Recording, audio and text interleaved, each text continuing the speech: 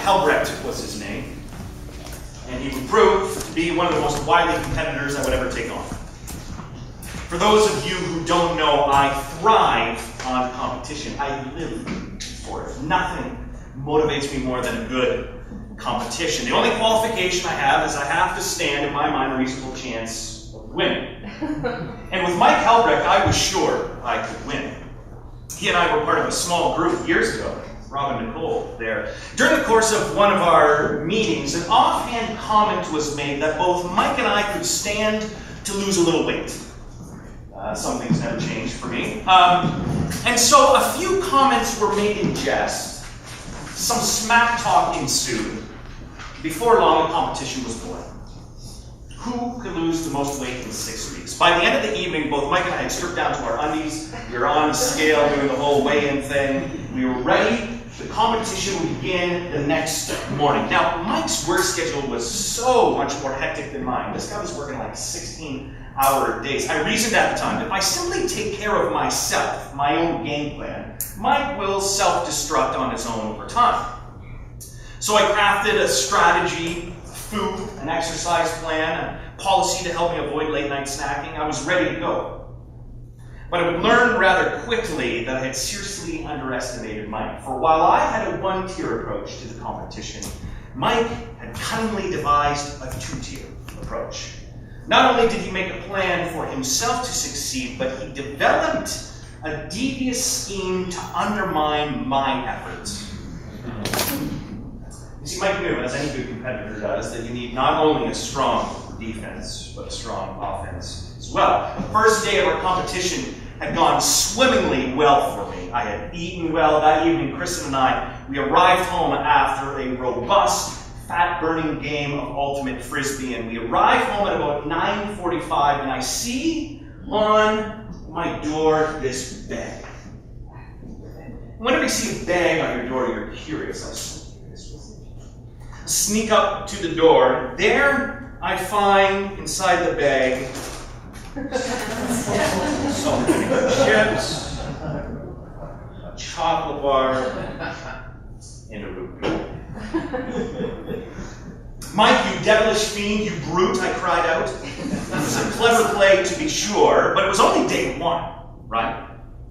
If I let this break me, that would be quite pathetic. Surely it would take more than that to ruin me. I was convinced I had the power to remain strong until I noticed this little note in the bag. And I opened the note slowly, and it simply read this: "Welcome to the contest, friend. Hope you had a good first day." For the next 6 weeks, every evening between 9 and 10 p.m., you can expect a bag of chips, chocolate, and pop delivered right to your door. Signed, Mike Helbrecht. Now, I'm no amateur. Hyperbole is an oft-used trick in many players' game book. I reasoned he was clearly overplaying his hand. Surely he didn't have the fortitude to continue this snack delivery service night after night. And so for that first night, I held firm. But when that same package arrived night 2, my resolve began to weaken. The silence of the night can prove deafening when you're wrestling with your own personal demons. And no matter what I tried to distract myself, those chips were constantly on my mind. Mike Helbrecht was inside my head. I could hear him cackling, laughing at me. I eyed the bag of chips, I kept looking away, but then I would make a mistake I've made 100 times before, and easily 100 times since. I reasoned, I rationalized that I could open the bag and have but a few chips. Now, you already know how the rest of the story goes. Yada, yada, yada. Pile of chip crumbs on me. I lost the contest, right? By the way, our little secret here, Kristen's got me on this real tight cash budget. I'm not allowed to buy snacks. I said to her, I need to buy some props for this morning. So, our little secret, no harm, no foul. I'm going to sell some snacks and we got some props. Anyway. In fact, that's the only reason I told you the story. Anyway,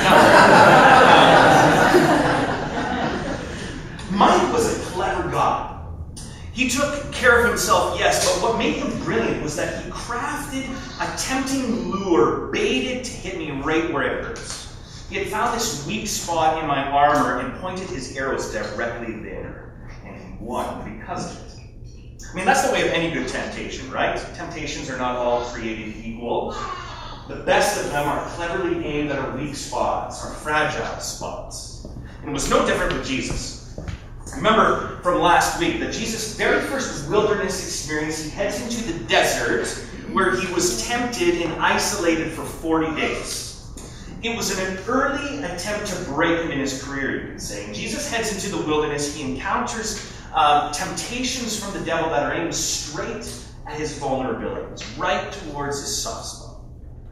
What do I mean by that? Well, consider this. Much has been said about Jesus' 3 temptations, many sermons on that. We can look at each of them individually. But suffice it to say this, I think. These temptations are blatant attacks on Jesus' understanding of his identity and his relationship with God. Identity and relationship. You'll remember, Jesus arrives on the scene at the beginning of his public career, and what happens is this. Jesus goes down into the lake, he's baptized, and when he comes up out of the water, a voice is heard from heaven saying, "This is my Son, in whom I'm well pleased. This is my Son, in whom I take delight." And the blessing from God has everything to do with identity and relationship. God has made it clear Jesus is God's Son, metaphorically speaking. Jesus is God's Son, and by that, he holds the identity of Messiah. He's the true King of the world. He's deemed the way, the truth, the life, you could say. This is his identity. It's confirmed for him at his baptism. And then secondly, his relationship with God is affirmed as being one of joy. God loves him. God takes delight in him. Before Jesus does a single thing, God pronounces blessing and joy on Jesus. And so his baptism has everything to do with that. Identity, his relationship. And so it's not surprising that as he heads into the temptation in the wilderness, those temptations begin to call both of those things into question. Identity, relationship. If you read the accounts, Matthew chapter 4, I would encourage you to do so. The way that Satan, these voices in the wilderness, do that is to prompt Jesus with questions. And it's interesting how they play out. The first 2 temptations are whispered this way. If you are the Messiah, well, surely you can feed yourself. Surely you can make these stones turn to bread. If you are the Son of God, if you're the Messiah, jump from the top of the temple. Make a spectacle, because surely any Messiah deserves a little bit of publicity, right? If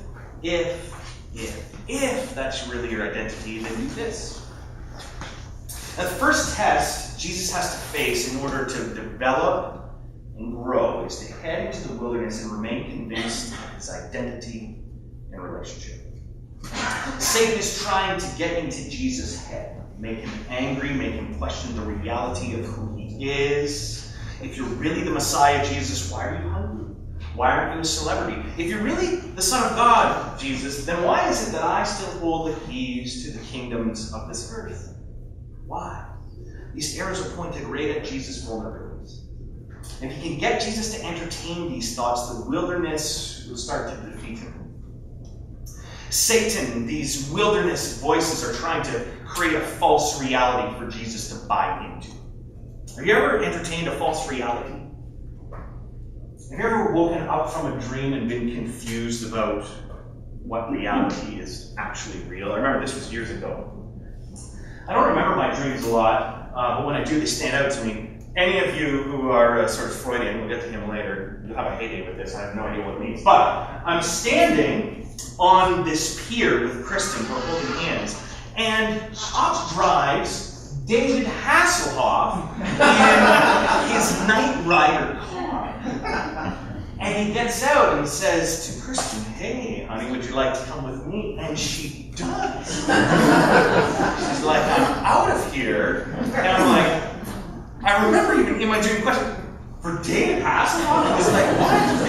And she gets in the car and peels off of him. And I remember I'm standing there on the beach with that, and that's when I woke up. And I remember turning and looking at Kristen, and I was seething. You Jezebel. Oh, I was so angry. Have you ever had those dream moments where there's that moment you're like, I'm not sure what's real right now? And for a good couple minutes, I was so angry with her, especially because it became Hasselhoff. And then, right, you sort of, whoa, that was weird. Okay, I'm back in reality. I mean, this is exactly what's going on for Jesus. Perhaps Remember, he's been in the heat of the wilderness for 40 days. He's sweating, his stomach's growling, he can't see straight. He's just all stressed out. His heart is racing, and these visions for him are playing out in the desert. And I can imagine his emotions swelling as these stories Satan is crafting are just playing themselves out. And he has to keep forcing himself, wake up, that's not reality. Wake up. Resist. And in the end, the whole exercise for Jesus was about two defining issues: identity and relationship. In the desert, Jesus has to wrestle with these questions. Who am I? And what does that mean? How should I live my life? And second, he has to sort through this voice in the wilderness. What's the real, true voice? The voice that happened at my baptism, that was delighted in me, that blessed me and loved me? Or these wilderness voices that keep telling me that God's abandoned me, that he hasn't treated me fairly, that he's ignored me? And so it is with us, right? We must regularly head into the desert, into the wilderness, to ask ourselves those same questions. Who am I? How should I live? Does God find joy and delight in me? Or has God abandoned me and treated me unfairly? And so I want to head there this morning. But to keep things interesting, let's bring a fascinating mind with us into the conversation, into the dialogue. Let's allow Sigmund Freud to head into the desert with us. And so we'll head there and recline on his couch for a while and allow him to speak into that. Now, you might be thinking, why Freud? Good question. Many people today believe Freud was at best a pseudoscientist, at worst misogynistic, homophobic. I mean, he was crazy. Truth be told, science today is showing that Freud was way off on a lot of stuff. But most of us here are actually a lot more Freudian than we realize. Freud managed to immerse himself in pop culture in a way that few others have. And today, a lot of us hold these Freudian ideas. Some people believe Freud has shaped the modern mind more than any other person. I mean, consider how many of these theories that Freud had that we've internalized. The unconscious, dreams, repression, defense mechanisms, fixations, analyzing people, neurosis, id, superego, ego, Oedipus complex, anal retentiveness, Freudian slips, phallic symbols. I mean, how big is your Bible? I mean, all of these ideas have crept into pop culture, whether they're supported by science or not, right? I think the reality is this, a lot of Freud's specific theories were way off. But his general big picture ideas were interesting. I heard it a couple of weeks ago. The best way to approach Freud is this, like an autostereogram. You might know that by another word, by magic eyes. Remember those? They were all the rage in the 90s, right? Those things that looks like nothing. If you look really close, you can't see anything. But if you sort of step back and allow yourself to go cross-eyed, sometimes something emerges. It never happened for me, but apparently 3D images emerge from these magic eye things. Same way with Freud. If you look closely at his details, there's nothing there. But if you allow yourself to go a little bit cross-eyed, see the big pictures, and stuff might jump out. So let's allow him to help us think through identity in our relationship with God. And let's start with Freud's masterstroke, his masterpiece, the unconscious. Freud's basic notion was that the majority of our thought and brain process, right, takes place outside of our awareness. Sort of like an iceberg. Conscious mind is that area you can see above the water, but we all know, right, below the surface there's a whole lot going on. There's a mass there that's unseen. Or those of you who've been at Nexus for a while, think back 2 seasons ago when we talked about the elephant and the rider. The conscious self is like this rider on top of an elephant. The unconscious is like an elephant. And we know, of course, that while the rider thinks he's in control, the elephant actually does most of the directing.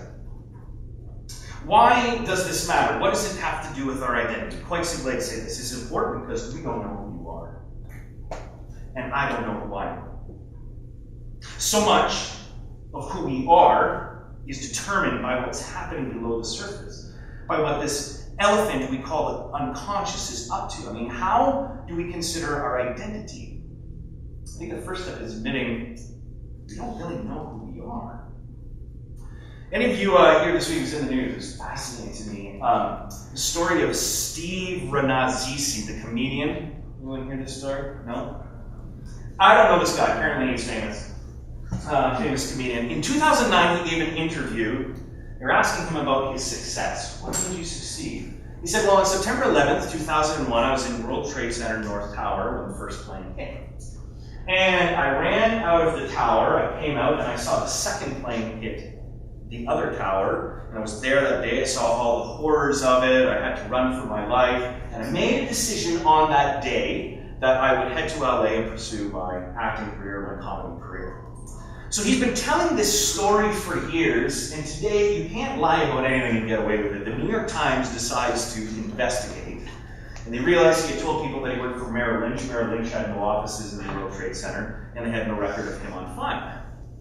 They confronted him with this and said, what's going on? And he admitted just this week, I lied, I made the whole thing up. What? Yeah, it was not in the World Trade Center on 9/11. Remember, the interview said, why would you lie about that? His answer, I don't know. I don't know. Weird. And yet half the time, I don't think we know what we're doing either, right? Why do we do the things we do? This was Paul's very point in his classic masterpiece chapter in Romans chapter 7. I confuse myself, Paul says. I don't know why I do the things I do. The things I want to do, I don't do. The things I don't want to do, I do. And the interesting thing is this. Virtually every faith and wisdom tradition throughout human history has said this. The key to growth and enlightenment and development for the human is better self-awareness, better self-understanding. Freud would agree. Development comes through self-awareness, but unlike others throughout history, Freud had a twist. Freud says, yes, growth is about self-awareness, but the problem is humans can't be trusted to arrive at that awareness on their own. Freud's claim was that as humans, we can't just figure ourselves out. I mean, have you ever found yourself looking in the mirror going, what are you thinking? Why did you do that? You know what I mean? We confuse ourselves. And of course, Freud's solution to this problem is that humans need outside assistance. And for Freud, that meant the psychoanalyst would come, evaluate you, lie down on my couch, talk, I'll help you discover. Fair enough, those are one of the details of Freud. But I think his larger point is so key. Insight, awareness, identity formation, growth requires outside help. I would say it requires community. Here's the reality. You can't figure yourself out by thinking really, really hard. You need someone to give you concrete feedback on your behavior. For example, let's ask these questions. Is Brad a good husband? Is Brad a good father, a good friend, a good coworker? If we follow Freud's line of thinking, the last person to answer that question is probably me, because I can't see myself clearly enough. So if I want to know that, am I a good husband, good father, I or you would have to ask my family, my friends. In short, if I want to know myself, I have to start having conversations with people in my life, because introspection only goes so deep. Just this week I got an email from someone who said, you know, I've been going, Brad, through a really difficult time, and I gotta be honest, you let me down as both a pastor and a friend. Went on to say, you know, you just haven't been there for me, Brad, like I thought. It was hard to read, it was hard to take, and my initial response was defensiveness, excuses, reason it away. And I sat and I did all this introspection, like, is this really true? And all I could think of was reasons why this person was wrong. Well, what about this, or what about that? And yet, what I'm coming to learn is this: my own introspection only works so well. Reality is, I can't be trusted to make the judgment call on how good a friend or pastor I am, because I'm human and I don't understand myself. I think this has massive implications for our spiritual formation. Freud's thought highlights the need for community in our pursuit of self-awareness, self-understanding, and growth. So in your journals, let me pose this question. This year, who are you going to invite into the process? For this time in the wilderness, who are you going to invite in? Who are you going to invite into your own path of growth? I'm not asking, let me clarify the question, this is not who do I want to be friends with, this is not who do I want to go to dinner with, have a drink with. What I'm asking is this, who are you going to look to help you understand your identity? Who will you trust with the task of understanding, helping you understand who you are? Because here's the thing, I'll say it right from the get-go, only week 2 in. If we're going to take this wilderness journey at all seriously over the next 40 weeks, then the question is, who's traveling with you? Because if you go it alone, instead of every week just journaling your own thoughts, the reality is you're going to get lost pretty quick. So, jot down perhaps right now the names of a few people who you want to be intentional about letting in. Chatting about traveling this wilderness journey with. Who is it? While you're thinking about that, let's move on to one of Freud's more odd theories, the Oedipus complex. According to Freud, many of you know, but in case you don't, here's the theory. At some point in childhood, a child experiences sexual desire for the opposite sex parent and rivalry aggression towards the same-sex parent. And this phenomenon was, of course, named after these 2 tragic Greek figures, Oedipus and Electra, who unwittingly, in the story and the myth, they kill their same-sex parent and marry the opposite-sex parent. It's stuck. Essentially, what Freud says is boys want to marry their mothers, girls want to marry their fathers. And when this can't happen, Freud says, children find themselves frustrated, and they eventually resolve this by identifying with the same-sex parent. And this, according to Freud, is how a child develops its superego. It's that moral voice inside our heads. And that moral voice, according to Freud, is the internalized voice of our parents. Now, again, odd, weird stuff, and today science has rejected the specifics of this notion. And yet, if we approach the Oedipus complex in that sort of fuzzy way I mentioned before, there might be something interesting there. And I think it has to do with how we relate to God, so bear with me. For instance, culturally, whether we believe this or not, as a culture, we do tend to give it some credence, don't we? For instance, we degradingly call boys who have an intimate relationship with their mothers, right? We call them mama's boys. And culturally, girls who have an idealized relationship with their fathers, we call them daddy's little girl. Or how often when we get married, do we make similar observations? Oh, she married a man just like her father. Or he married a woman just like his mother. Culturally, we notice when relationships seem to fall along Oedipal lines. And, of course, the notion of the Oedipus complex has been rejected. But what's intriguing about Freud's theory to me is this. The tension, he says, is resolved when a child internalizes the parent's voice. Interesting. Think what you will of Freud's theory, but how many of us know exactly what Freud was talking about? Whether you agree with Freud or not, what most of us today recognize is this. The messages, the cues, the scripts from our childhood, they get into our heads. They shape our identities. They shape how we see the world. And this, of course, is really toxic. If you had a parent who told you you were fat, or stupid, or worthless. But even if our parents' voices were for the most part good, what we realize today is this. The internalized voice of our parents are very difficult to shake and leave behind. The shadow of our parents inside our heads can be very, very long. Back to the wilderness and Jesus and his wrestle with his notion of God. See, we might reject the specifics of the Oedipus complex, but I think we can see the larger point Freud was making. Child-parent dynamics are complex and they're formative. And the internal voice of our parents that we internalize, the ones that we wrestle with, I wonder if those become the demons we wrestle with in the wilderness. Those internal parental voices. And I can't overstate how important this is in terms of wrestling through our understanding of God. In Scripture, God is primarily understood as a parent. And because of this, you could have had the best parents in the world or the worst. The reality is our relationship with our parents has a direct impact upon how we experience God. It doesn't matter what kind of parent you had your whole life, you will wrestle trying to transcend those voices. You will wrestle trying to transcend seeing God outside the internalized voice of our parents. This is what's interesting to me about Jesus in the desert. Jesus comes from his baptism. He's affirmed and blessed. God speaks to Jesus words of joy, words of delight, words of love. Jesus hears God speak to him, I find you delightful.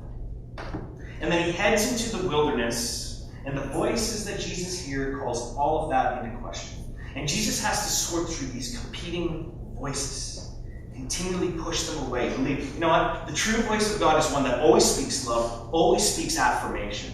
It's a voice that always finds joy and delight in us. And the wrestle for the rest of our lives will be competing with those other voices that try to convince us that's not true. This is a wrestle in the desert we all have to have. And when we do, perhaps the voice we wrestle with are not those of demons, but our parents. Our parents affect how we experience God, and we probably will spend our whole lives unpacking that. Now, some of us here who are parents, especially with adult children, you're probably thinking, whoa, this is getting weird. I'm sure some of you are thinking, you know what, enough of the psychobabble, Brad, let's get on with it. Fair enough. Let me simply close with a few questions. In a community like ours that's so quick to jump to skepticism, quick to read the worst things of the Bible, let me ask, are we confusing the voice of our parents with the voice of God? For those of us who struggle with our doubts about God, do we really struggle there, or is it a struggle with the God we inherited from our parents? Are you sure you doubt God, or is it that the early understanding of God you inherited is what you doubt? Is it what your early childhood represents? Final question this morning, what is it that keeps you from believing? What is it that keeps you from believing that God of the universe has nothing but love and consuming joy for you? What is it that keeps you from believing that? Is it the Bible? Yes, probably. Is it the church? Of course, they made tons of mistakes. But what I want to push on is this. How much of it is our parents and our early childhood experiences, those voices we can't seem to shake? My hope this year is that we can learn to look past the voices we internalized as children and know that that is different than the true voice of God. And I'm not saying we should be down on our parents. I'm not saying, I do, whatever, No, it's not that. But it's coming and learning to realize how much of an impact they had on us and how difficult it is to separate those voices from the voice of God that is trying, I believe, in the wilderness to whisper to us the exact same thing that he said to Jesus at his baptism. In you I find delight. And so in your journals, how does God's voice differ from that of your parents? How does God's voice differ from when you were young? And I know, for some of us older here, thinking, well, I'm pretty grown up, I'm not sure that this applies to me.